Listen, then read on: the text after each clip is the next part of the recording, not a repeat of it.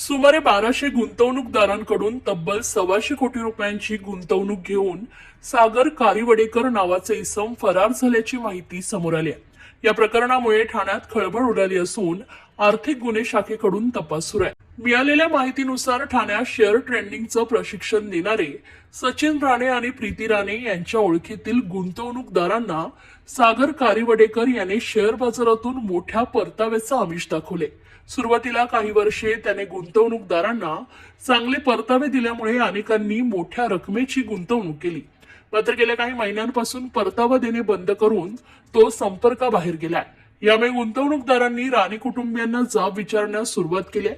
दरम्यान काही गुंतवणूकदारांनी पोलिसात तक्रारी दाखल केल्या असून राणे यांनी सर्व कागदपत्रे तपासासाठी पोलिसांकडे सुपूर्द केली आहेत। गुंतवणूकदारांनी संयम ठेवून फरार कारिवडेकरचा शोध घेण्यासाठी सहकार्य करावे असं आवाहन राणे यांनी केलंय। या संदर्भात त्यांनी प्रतिक्रिया दिली आहे, पाहूया। ज्या बातम्या येत आहेत त्या सगळ्या एकतर्फी आहेत आणि सागर सुबोध कारिवडेकर याच्या बाजूने सगळ्या बातम्या येत आहेत आणि प्रीती राणे सचिन राणे मला आणि माझ्या नवऱ्याला टार्गेट केलं जात आहे हे मी पूर्णपणे सांगू इच्छिते।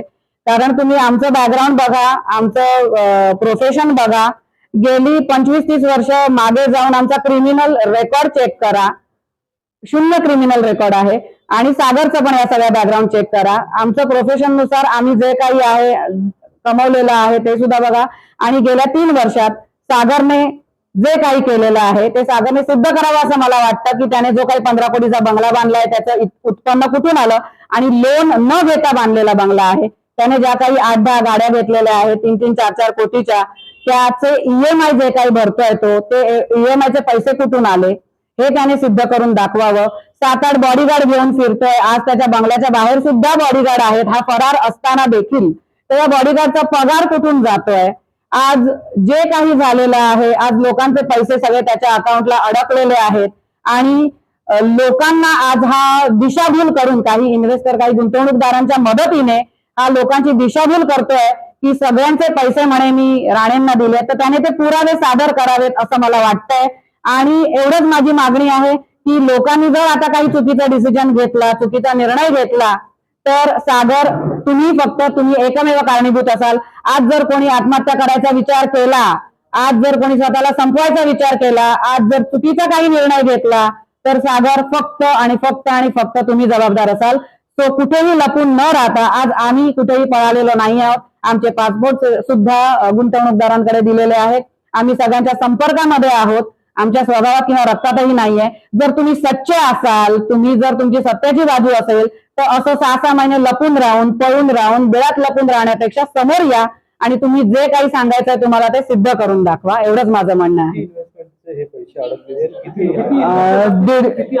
1000च्या वर इन्व्हेस्टर आहेत आणि 150-200च्या वर हा आकडा आहे। एखादा आपला माणूस आपल्या समजुतीचा गैरफायदा घेतो, त्यानंतर कितपत हा तुम्हाला त्रास झाला या सगळ्या गोष्टीचा? गेल्या 10 महिन्यामध्ये शारीरिक त्रास, मानसिक त्रास आणि आर्थिक त्रास सुद्धा झालेला आहे। गेल्या 10 महिन्यामध्ये आज आम्हाला नवरा बायकोचा 1ही रुपया इन्कम नाहीये। फक्त आम्ही ह्या लोकांना फेस करतोय, लोकांच्या संपर्कात त्यांचे कॉल उचलतोय, लोकांना फेस करतोय आणि गुड फेथ मध्ये सुद्धा आम्ही काही ना काही फुलाची पाकळी देण्याचा प्रयत्न करतोय। हे देता देता देता देता आम्ही आता संपत आलोय, तरी सुद्धा हा सागर कारिवडेकर बिळातनं बाहेर आलेला नाहीये। जो म्हणत होता की मॅडम तुम्ही तुमचे पैसे पुढे करा, माझे आले का मी येतो, आता याच्या बॅकस्टेज कंपन्यांमध्ये पैसे आहेत अडकलेले। बँगलोरची कंपनी, अहमदाबादची, गुजरातच्या कंपनीमध्ये पैसे अडकलेत। आता ह्या कंपनीमध्ये कुठे पैसे अडकलेत आणि या कंपन्यांचे मालक नक्की कोण आहेत याचाही पाठपुरावा घेतला पाहिजे असं मला वाटतं आणि लोकांचे पैसे देण्यात यश मिळालं पाहिजे। पोलिसांकडे तक्रार आपण दाखल केलेली आहे, तिथपर्यंत कारवाई आता पुढे आलेली काय माहिती आहे? आम्ही जेव्हा जेव्हा जातो तेव्हा हेच सांगतो की सागरला शोधून आणा, कारण आम्ही समोरच आहोत। आम्हाला फोन केल्या 10व्या मिनिटाला आम्ही हजर राहतोय।